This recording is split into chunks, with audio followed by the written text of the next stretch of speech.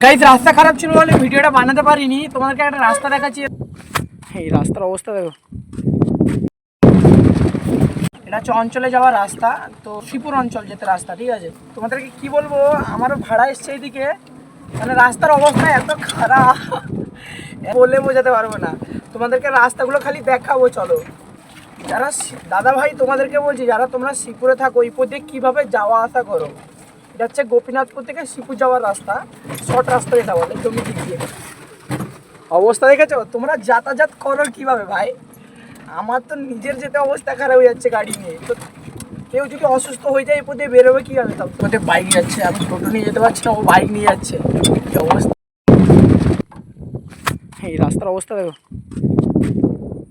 ভাই। তোমাদের দেখে কষ্ট লাগে না আমাদের মতন ড্রাইভারদেরকে, যে আমরা কীভাবে গাড়ি নিয়ে আসবো? কী বলে তোমাদেরকে বোঝাবো আমি বুঝতে পারছি না। মানে টোটো নিয়ে যাওয়া আসা করছি এই রাস্তায়, বুঝতে পারছো? এটা হচ্ছে আমাদের শ্রীপুরে অঞ্চলে যাওয়ার রাস্তা। প্রায় 3-4 বছর ধরে আমি শুনছি যে রাস্তাটা হবে, বাট এখনও হচ্ছে না। রাস্তার অবস্থা তোমরা নিজেরাও দেখতে পাচ্ছ। গ্রামের মানুষদের যাতায়াতের খুবই অসুবিধা হয়। আজকে আমার অসুবিধা হয়েছে বলে আমি আজকে এই ভিডিওটা বানিয়ে তোমাদেরকে দেখাচ্ছি।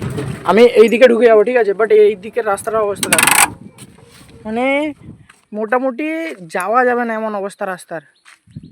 মানে এইটুকু রাস্তা, এইখানে পাকা রাস্তা করে কী লাভ তোমরা বলো?